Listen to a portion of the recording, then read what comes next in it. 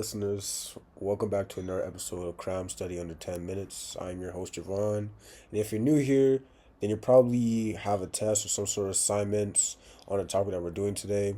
But if you're not, and it's the same scenario, I appreciate you for returning. Now, let's get into today's topic. Today, we are covering two of the most extreme environments on Earth, the mountains and the Arctic. These places are harsh, cold, and not the best for a trip, but they are pretty important for the planet. So let's get into it. To start, mountains in the Arctic aren't technically biomes on their own. I know, crazy, right? Instead, they are extreme environments inside bigger biomes like the polar desert or the tundra. What shapes them? I bet you wonder. The answer is glaciers, ice caps, and anything frozen in all honesty. They are basically giant frozen rivers that only move downhill because of gravity. The ice caps show up in polar regions but also on tall mountains like the Andes or the Alps. The location of mountains is kinda everywhere. North America, South America, Africa, Asia, Neptune, you name it. The last one's not true, at least I think. Now, when I said the Arctic was cold and extreme, I meant it. If you thought it was bad in Canada, winters there can drop below negative 40 degrees Celsius, and there's hardly any precipitation. The winds are brutal, and unless you have great adaptations like animals do, without gears, you're not going to survive. To, to take a deeper look, the Arctic equilibrium, climate sensitivity, is one of the keys to understanding the climate dynamics of the polar region. Using the linear regression model they found in the Arctic equilibrium, climate sensitivity is about 3.61 degrees Celsius, making the Arctic way more sensitive to climate change than the whole world. And the region's sensitivity is almost 1.5 times that of the global sensitivity. Mountains also have extreme climates, mainly because of their elevation and not the coldness. Don't get me wrong, it's still cold, but mostly because the higher you go, the windier and thinner the air gets. The abiotic factors of the Arctic don't help with the cold either. These factors are snow, ice, wind, and permafrost. The mountain's abiotic factors are things like rock, snow, water, and the soil. The equilibrium in the mountains refers to a state of balance, where the Earth's crust floats on underlying matter, which prevents mountains from sinking by their own weight. Another equilibrium of the mountains is equilibrium line altitude, also known as the ELA. This describes the elevation at which the snow accumulates over a year, balanced by the amount of evaporation or melt. Researchers have calculated a pure temperature change in using a standard free atmospheric lapse rate of 6.5 degrees Celsius per kilometer, which increases elevation. And now we're gonna come to our ad break and we will rejoin you guys just in a minute. Are you done with unmotivated teachers? Not having to write tutors or academic help for your educational level? Fear not, because Cramming Under 10 Minutes has made a tutoring system for young or older students trying to pass their class with mastery grades. Our tutoring system goes from K to college, so don't worry about us not having your grade level. We have university/college certified educators to come assist you. And if you're unhappy with your experience, you can report it, and we will get another educator to fit your needs. To apply, go to www.crammingunder10minutes.ca. That's www.crammingunder10minutes.ca. Thank you for listening and enjoy the rest of your podcast. Now, let's talk about how productive these regions must be. They're not, like, at all. To break it down, the Arctic depends on the sunlight and nutrients for its productivity. But with the long winter and thick snow cover, there is not a lot of photosynthesis happening. Mountains are practically the same deal. Their plants struggle with harsh climate, and there being way less oxygen does not help that much either. So on a productivity scale, they rank pretty low in terms of primary productivity. Now, let's talk about the interesting part, the biotic factors of the regions.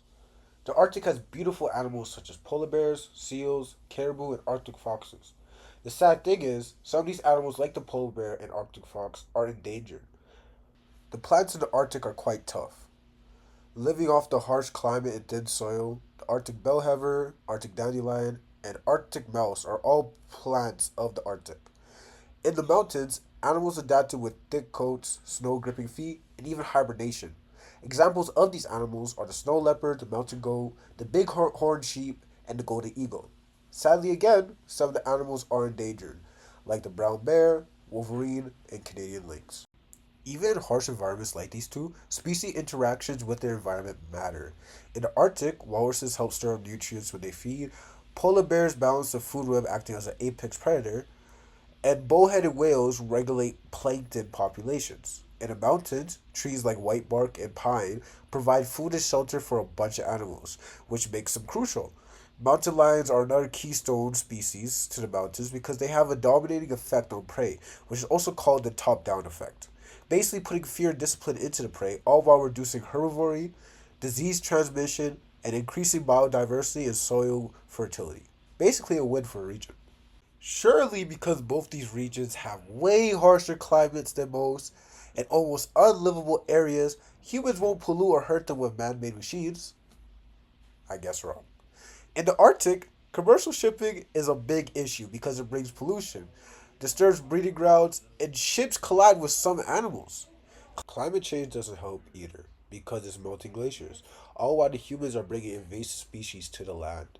Not only does the Arctic have to face problems, but mountains have to deal with climate change, pollution, erosion, and deforestation. Fortunately, humans are trying eco-friendly gear, lead on trace camping, and conservation groups to help reduce damage.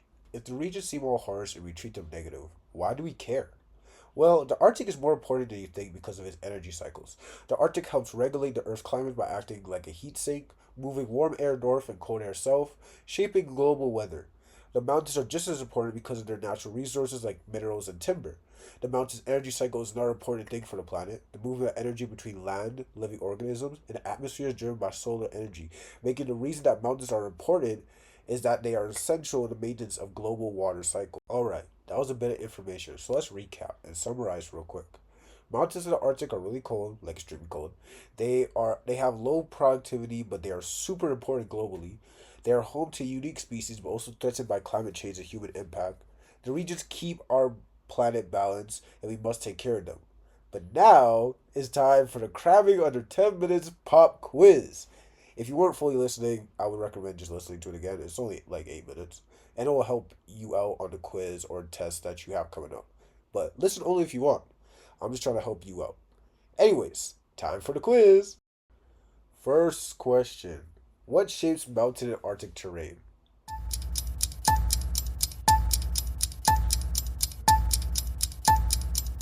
Okay, now time for the answer. Glaciers, ice cap, and ice fields. So if you said any of those, you are correct. Question number two. What are three abiotic factors in the Arctic?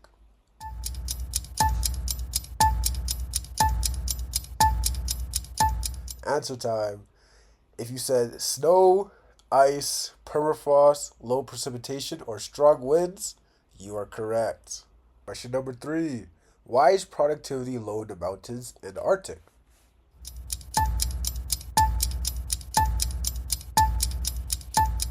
Answer time.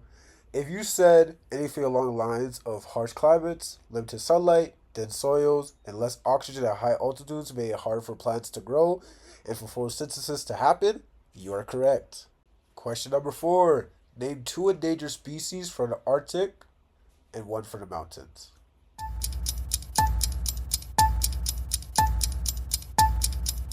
Answer time.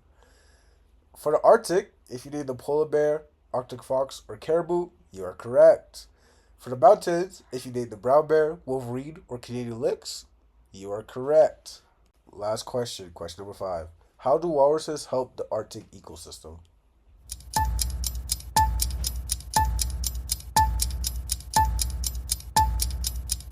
Okay, answer time.